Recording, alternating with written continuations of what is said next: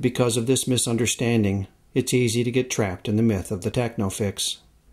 Ever since that division of humans and human space away from the rest of the world, there's been one problem arising from that situation after another. You know, oh dear, we have to pipe in more water for the more farms, you know. Oh dear, now we have to travel great distances. Oh dear, now we need more resources, we need more land. Whatever. It's been one technological fix after another. And then as soon as you try to answer something with some kind of a technological fix that doesn't really go to the root of the problem, then there's going to be new problems. And then it just rolls along, you know. And so now, I mean, you look at the state of the world now, and half the people in the world are living in urban areas. You know, so how do you answer that? You know, and the population explosion has gone to such an extreme. How do you answer that, but with another technological fix? Half the people in the world live in cities, and cities, by definition, exceed the carrying capacity of their local environments. I don't think most people know this. But you'll agree that to make up your mind fairly, you have to know all the facts. See, I don't think you know all the facts. If we knew all the facts, we'd have discarded the myth of the techno-fix a long time ago. To my eye, our crisis, at its deepest levels, is a crisis not of technology, but of meaning and purpose. We keep acting like all we need do is throw more technology at it, while we fail to understand, or even see, the clearly cultural issues that doom to fantastic failure these ever more desperate attempts to keep the present system going. We've been pretending for so long, we've forgotten what we once knew. You can't survive in the long run if you don't follow the laws of life. As we settled into agriculture and civilization settled into us. We fenced ourselves off from the world. And everything inside the fence became what we needed to survive, and everything outside the fence became threatening, wild, you know, uncontrollable. Keep it out. And our technologies cut us off from our own experience. We can build a culture that sits between us and the world, and that mediates our behavior toward the world, and what mediates what we do and what we perceive. If you have a spear, it becomes a lot easier. You don't have to kill somebody right in front of you. You can kill somebody 30 feet away, and that distance makes it easier to kill. And if you've been sent into war with a B-2 bomber strapped to your back and an array of high-tech sensors at your fingertips, you can kill Iraqis with no more thought or feeling than you might have wasting the Covenant on your Xbox at home. This disconnection from the world, from other people and other creatures, altered our relationships and left us confused and wounded. Our relationship with the universe becomes a use relationship. Now that's disastrous. It's just like to say to another being, human, you used me, is about as terrible a thing as a person can say. Now the planet Earth is telling us, you used me. At what point do we stop and listen? And if we stop and listen, what will we be able to hear? Disconnection has stopped our ears. The planet's voice barely registers. Our minds are clogged with stories. Central to my understanding of the world is this: all cultures are based on stories.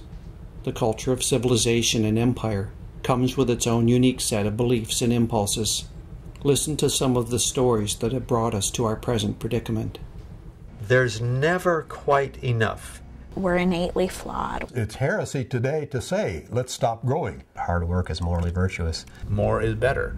The physical world, as I see it, is everything. We can solve any problem. I mean, they actually say that the way to be happy is to own more stuff. We are to subdue the earth and have dominion over it. We own.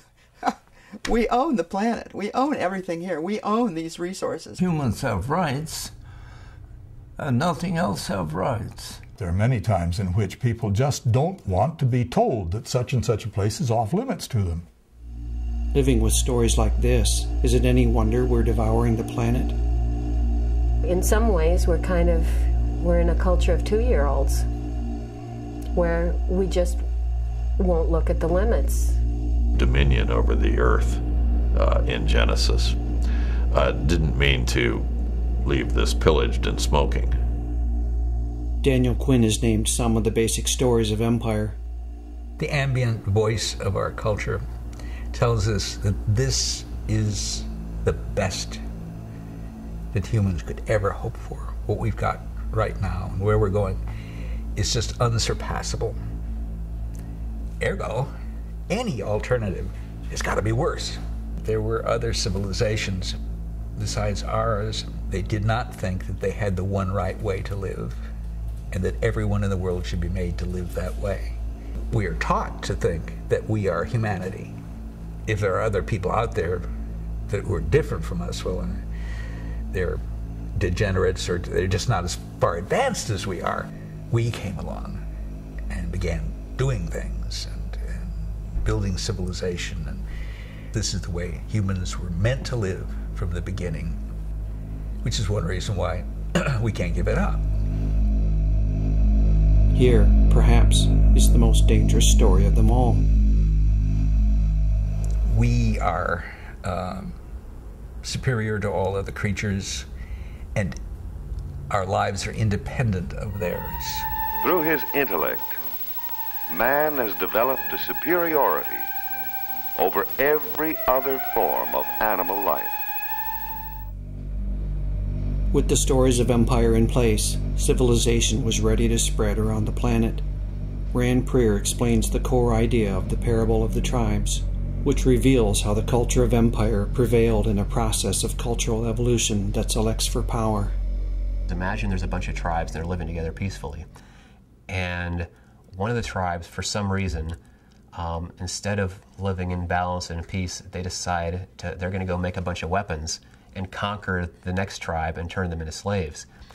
The next tribe has three choices. If they run away, the paradigm of the violent tribe expands into their territory. If they submit into slavery, the paradigm of the violent tribe expands their territory. If they build weapons to fight back, the paradigm of the violent tribe expands their territory. And that just goes on until the whole world is made up of people who make weapons and fight and enslave other people. After 10,000 years of this, we've forgotten who we are. How could 3 million years of human life be meaningless? The way people were living at that time, during that vast period, they were living in a way in which humans could live for millions of years, tens of millions of years. And that's something. Man, now we're saying, how many decades can we have? And if we go on living this way, it's not many. C. Wright Mills of Columbia University, kind of a maverick, gave a nice sociological definition of fate. Fate is what happens when innumerable people make innumerable small decisions about other matters that have a collective cumulative effect that nobody intended.